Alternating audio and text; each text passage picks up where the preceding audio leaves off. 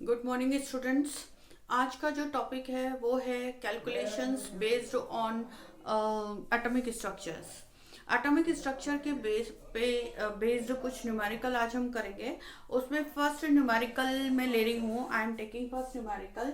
Calculate the wavelength of an electron moving with the velocity of 2.05 into 10⁻⁷ metre per second. 2.05 गुणा 10⁻⁷ metre पर second वेग से घूमते हुए इलेक्ट्रॉन की तरंग दैर्घ्य ज्ञात करो। मैंने आपको पहले भी बताया था तरंग दैर्घ्य किसे कहते हैं। Wavelength is the distance between one crest and one trough and और it is the distance between two consecutive crest and two consecutive troughs. मैंने पहले भी बताई थी तरंग दैर्घ्य की आपको डेफिनेशन परिभाषाएं कि किसी भी एक श्रृंग और गर्त के बीच की दूरी या दो क्रमांगत श्रृंगों और क्रमांगत गर्तों के मध्य की दूरी क्या कहलाती है, तरंग दैर्घ्य कहलाती है। ठीक है, तो इस पे बेस्ड जैसे न्यूमेरिकल आता है तो डी ब्रोगली सबसे पहले मैं ले रही हूँ। डी ब्रोगली तरंग समीकरण। डी ब्रोगली तरंग समीकरण ही इसमें प्रयोग होगी क्योंकि इसमें जो दे रखी है वो आपको दे रखी है वेलोसिटी। कैलकुलेट द वेवलेंथ यानी कि आपको वो लैम्डा कैलकुलेट करा रहा है। Lambda it is denoted by lambda और आपको उससे आपको दे रखी है उसने बी दे रखी है और वेलोसिटी और लैम्डा के बीच में जो संबंध होता है वो डी ब्रोगली समीकरण द्वारा ही होता है। तो डी ब्रोगली समीकरण क्या होती है? Solution de Broglie equation is lambda is equal to H upon P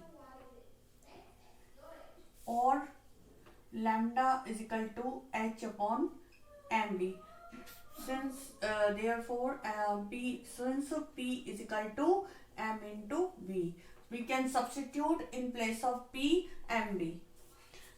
जो p होता है संवेग मोमेंटम वो बराबर होता है, इक्वल होता है, it is a product of mass and velocity यानी कि द्रव्यमान और वेग का गुणनफल होता है। तो हम p के स्थान पर mv भी यूज कर सकते हैं। ठीक है, और उसने वेलोसिटी जो है v वो दे रखी है आपको। m जो है मास ऑफ इलेक्ट्रॉन है, मास ऑफ इलेक्ट्रॉन यानी कि इलेक्ट्रॉन का द्रव्यमान और ये आपको ज्ञात है, पहले से ही फिक्स है, निश्चित है। 9.1 इंटू 10⁻⁻31 किलोग्राम ये फिक्स है। Velocity of electron, velocity of electron यानी इलेक्ट्रॉन का वेग ये आपको दिया हुआ है उसने क्वेश्चन में। कितना दे रखा है देखो 2.05 ये दे रखा है 2. हाँ, तो देखिए हम यहाँ पर थे। Velocity of electron is given 2.05 into 10⁻⁷ metre per second है ना। वी हैव द फॉर्मूला, हमारे पास फॉर्मूला क्या है? Lambda is equal to H upon M V. हमारे पास एच भी है because H is a Planck constant and which has value Planck नियतांक है और प्लांक नियतांक की जो वैल्यू होती है वो होती है 6.63 गुणा 10 की घात -34 जूल। तो ये हम रख देंगे तो H हमारे पास है। ठीक है, M मास ऑफ इलेक्ट्रॉन भी हमारे पास है 9.1 इंटू 10⁻⁻31। V भी वेलोसिटी यानी कि वेग भी हमारे पास है। तो सारी वैल्यूज इसमें रखकर हम लैम्डा की गणना कर देते हैं। देखो lambda is equal to H बराबर क्या है? 6.633 गुणा 10 की घात -34 6.63 इंटू 10⁻⁻34 एंड एम क्या है यहाँ पे 9.1। तो 9.1 इंटू मास ऑफ इलेक्ट्रॉन जो है 9.1 into 10⁻⁻31 and multiply by velocity 2.05 multiply by 10⁻⁷। इसको आप कैलकुलेट कर लेते हो तो आंसर आ जाता है आपका 3.55 मल्टीप्लाइड बाय 10⁻⁻11 मीटर, ये आ जाता है। तो आप देख लेना इसको कैलकुलेट करके कैलकुलेटर से। वैसे आप कैलकुलेटर डोंट यूज कैलकुलेटर, आप खुद करके देखिए तो आंसर इतना आना चाहिए। ठीक है, और बाकी कैलकुलेशन आप पॉज करके वीडियो को और खुद भी कैलकुलेट कर सकते हो। ठीक है, क्वेश्चन नंबर 2 पे चलते हैं। ये तो था D Broglie equation based question. De Broglie question मैंने आपको बताई थी. De Broglie states about that particle has also dual nature. Sometimes it behaves as a particle, sometimes it behaves as a wave. Okay, and it is only applicable for microscopic particles having lesser mass. बहुत कम द्रव्यमान रखने वाले कणों पर ही ये लागू होती है. ठीक है, अब इसके बाद नेक्स्ट क्वेश्चन पे अपन चलते हैं. ठीक है, सेकंड क्वेश्चन पे.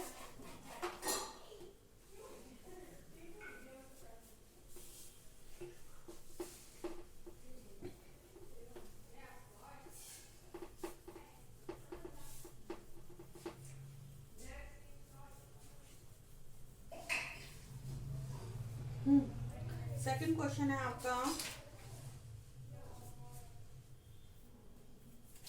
25 watt or 25 watt bulb emits monochromatic light.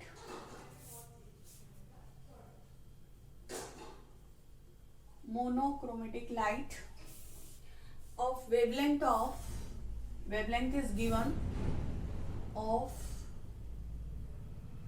wavelength of 0.57 micrometer. Calculate the rate of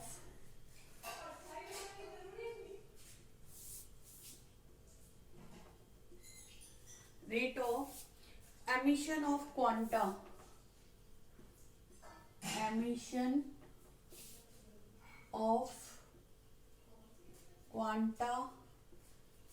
पर सेकेंड. ठीक है, एक बल्ब, हिंदी में लिख देती हूं मैं, एक 25 वाट का बल्ब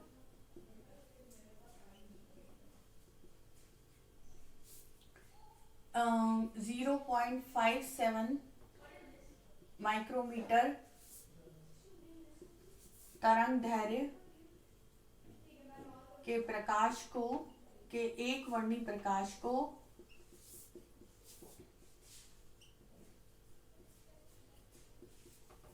उत्सर्जित करता है, तो उस क्वांटा प्रति सेकंड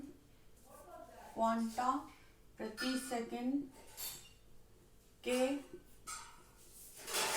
उत्सर्जन की दर ज्ञात करो. ठीक है, इस तरह का क्वेश्चन है. तो अब इस क्वेश्चन में हम कैसे करेंगे, देखो हमारे पास फॉर्मूले जो होते हैं, एक तो हमारे पास है E इजिकल टू, हम यहाँ पे ऊर्जा की बात कर रहे हैं, वॉट मतलब ऊर्जा की बात कर रहे हैं, तो E equal to H nu. एक भी फोटोन की ऊर्जा क्या होती है, E equal to H nu. तो सबसे पहले हम क्या करेंगे, फॉर्मूला लिखेंगे E equal to H nu, यानी हम फोटोन की ऊर्जा निकालेंगे पहले. तो एक फोटोन की ऊर्जा है, ये क्या है, एक फोटोन की ऊर्जा. ठीक है, अब यहाँ पर न्यू यानी कि आवृत्ति नहीं दे रखी है, लेकिन उन्होंने क्या दे रखी है, वेवलेंथ, यानी कि हमें दे रखी है तरंग दैर्ध्य कितनी दे रखी है, 0.57 न्यू मीटर, यानी कि 0.57 न्यू मीटर. तो यहाँ पे हम सबसे पहले लिखेंगे आवृत्ति की जगह हमें क्या दे रखी है, एक फोटोन की ऊर्जा E बराबर एच न्यू. ठीक है, एंड न्यू बराबर क्या होता है, न्यू बराबर होता है, सिंस देखो चूंकि न्यू इनवर्सली प्रोपोर्शनल है लैम्डा के, और यहाँ पे जब हम प्रोपोर्शनल का साइन हटाते हैं, व्युत्क्रमानुपाती का साइन हटाते हैं, तो कोई ना कोई नियतांक आता है या कांस्टेंट आता है, वो C होता है लाइट के लिए, and lambda C upon lambda ये यूज करेंगे हम. तो न्यू इजिकल टू, न्यू की जगह हम क्या रख देंगे, C अपॉन लैम्डा. तो यहाँ पे हो जाएगा देयरफॉर, इसलिए E बराबर HC अपॉन लैम्डा. ठीक है, अब तरंग दैर्ध्य लैम्डा मतलब वेवलेंथ कितनी दे रखी है, 0.57 न्यू मीटर. तो इसे मीटर में चेंज करेंगे तो 0.57 इंटू 10⁻⁻6 मीटर. ठीक है, ये चीज आप थोड़ा सा ध्यान रखना कि जब भी हम न्यू मीटर को मीटर में चेंज करते हैं तो 10⁻⁻6 से मल्टीप्लाई कर देंगे. ठीक है। अब वेवलेंथ हमारे पास आ गई, वेवलेंथ हमारे पास है, सी की जो वैल्यू होती है वो होती है 3 इंटू 10⁸ मीटर पर सेकेंड, और एच हमें पता है प्लैंक कांस्टेंट है, और प्लैंक कांस्टेंट की वैल्यू 6.63 इंटू 10⁻34 जूल होती है। ठीक है, तो ये सारी वैल्यूज देखो, एच भी पता है हमें, सी भी पता है, लैम्डा भी पता है, तो ई निकल जाएगा, तो E is equal to 6.63 into 10⁻34 upon into 3 into 10⁸ C, और लेमडा की जगह हम रख देंगे 0.57 इंटू 10⁻6। अब इसको हम सॉल्व कर लेते हैं, तो हमारा आंसर आ जाता है 3.487 मल्टीप्लाइड बाय 10⁻19 जूल। ठीक है, अब एमिशन, रेट ऑफ एमिशन निकालनी है हमें, तो रेट ऑफ एमिशन जो होती है, सूत्र या फॉर्मूला उसका ये होता है, rate of emission is equal to energy, total energy upon energy of one photon, energy of one photon, एक फोटोन की ऊर्जा। ठीक है, तो टोटल एनर्जी दी हुई है, गिवन है, कितनी दी हुई है, 25 वॉट, 25 वॉट दी हुई है, तो 25 what divided by energy of one photon, अभी हमने कितनी निकाली है 3.087, तो इसका डिवाइड कर देंगे 3.487 मल्टीप्लाइड बाय 10⁻19। अब इसका आंसर आप खुद कैलकुलेट कर लेना, तो आंसर आपका आ जाएगा 7.17 इंटू 10⁻19 जूल, सॉरी 19 पर सेकेंड, क्योंकि रेट ऑफ एमिशन जो होती है वो उसकी सेकंड इनवर्स होती है यूनिट। ठीक है, तो इस तरह से आप करिए, तो आंसर ये आपका आ जाना चाहिए। ठीक है, okay, next question. Yes, next question पे आते हैं हम। क्वेश्चन थर्ड जो है वो है calculate the wavelength, frequency and wave number. हमें तीन चीजें कैलकुलेट करनी है, wavelength, frequency and wave number, यानी कि तरंग दैर्घ्य, आवृत्ति और तरंग संख्या की गणना करनी है। और क्वेश्चन में जो दिया हुआ है, it is given that period, time period is given, time period is 2 into 10⁻10 second, यानी आवर्त काल दिया हुआ है, आवर्त काल आपको दे रखा है 2 गुणा 10⁻−10। सीधे सीधे सूत्र लगाने हैं, सीधे सीधे formulas, you have to use only formulas directly. ठीक है, तो फर्स्ट फॉर्मूला हमें टी दिया हुआ है, कैपिटल टी दिया हुआ है, जो time period is denoted by capital T, आवर्त काल जो होता है वो कैपिटल टी होता है, और टी का जो सूत्र होता है, यस, कैपिटल टी सूत्र होता है। और हम सबसे पहले आंसर में यानी सॉल्यूशन हम वहीं से स्टार्ट करेंगे। Capital T is equal to 1/n होता है, तो देयरफॉर सबसे पहले हम जो निकालेंगे वो हम वेवलेंथ निकालेंगे। तो वेवलेंथ के लिए सबसे पहले टी की ही गणना करेंगे, तो frequency nu is equal to 1/t होता है। न्यू मतलब होता है आपकी फ्रीक्वेंसी, और इस हिंदी में बोलते हैं अपन आवृत्ति। ठीक है, तो फ्रीक्वेंसी निकालते हैं सबसे पहले हम, फ्रीक्वेंसी यानी कि आवृत्ति निकालते हैं। तो आवृत्ति न्यू इज इक्वल टू क्या हो जाएगा, new is equal to 1/t है, तो अपना t क्या है 2 इंटू 1/2 इंटू 10⁻−10। इसको आप सॉल्व करते हो तो आपका आंसर आ जाता है 5 इंटू 10⁻9 पर सेकेंड। ठीक है, ये आ जाता है। उसके बाद सेकंड नंबर पे हमें निकालना है, ये सूत्र हमने इसमें फॉर्मूला यूज किया है, new is equal to 1/t।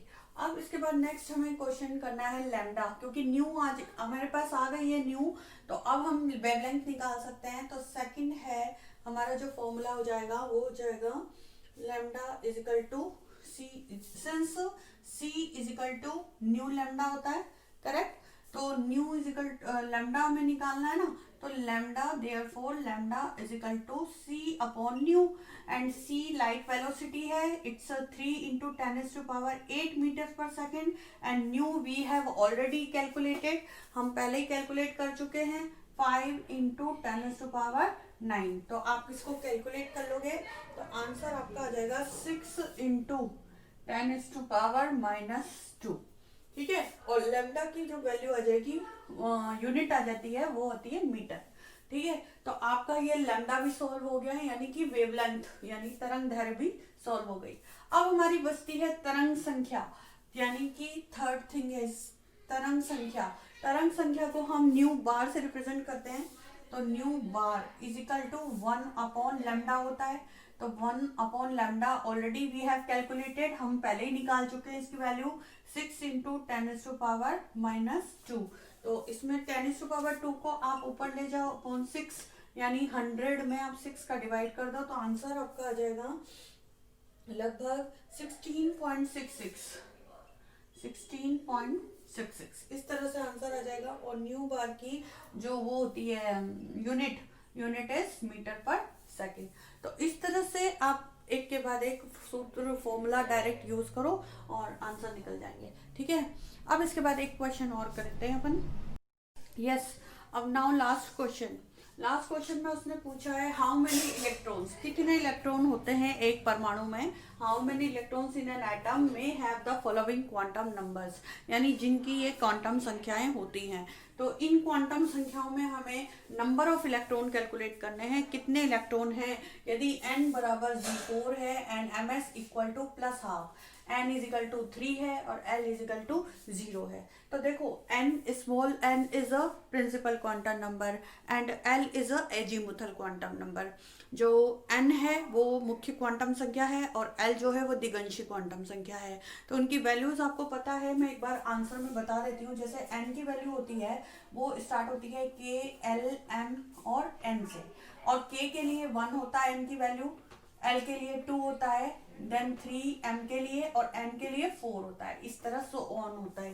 ठीक है, इसी तरह l की वैल्यू जब हम निकालते हैं तो कैसे निकालते हैं, s, p, d and f, और s के लिए ये 0 से स्टार्ट होती है, यानी इसकी वैल्यू n-1 होती है। l की जो वैल्यू होती है वो n-1 होती है। ठीक है, तो s के लिए 0, p के लिए 1, d के लिए 2 और f के लिए 3, इस तरह से। ठीक है, अब हम पहला क्वेश्चन लेते हैं। First, n is equal to 4 दे रखा है, तो नंबर ऑफ इलेक्ट्रॉन्स इसमें कितने हो जाएंगे, इलेक्ट्रॉन्स की संख्या ही निकालनी है। तो नंबर ऑफ इलेक्ट्रॉन्स का जो फॉर्मूला है वो है 2n²। तो 2 इंटू n कितना है 4 का स्क्वायर कर दो तो कितना आ जाएगा 32 इलेक्ट्रॉन्स आ जाते हैं। लेकिन प्रॉब्लम क्या है कि यहाँ पर m जो दे रखी है वो प्लस हाफ दे रखी है, यानी सिर्फ वो स्पिन वाले इलेक्ट्रॉन्स निकाले जिनकी प्लस हाफ होती है। और आपको पता है कि किसी भी ऑर्बिटल में या कक्षक में 2 इलेक्ट्रॉन होते हैं, इससे ज़्यादा नहीं होते। तो एक इलेक्ट्रॉन प्लस हाफ वाला है, एक इलेक्ट्रॉन माइनस हाफ वाला है।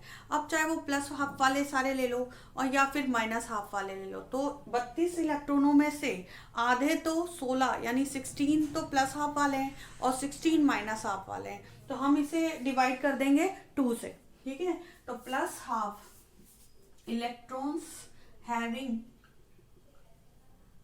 Plus half spin, plus half spin रखने वाले कितने हो जाएंगे 32 मल्टीप्लाई बाय 1/2।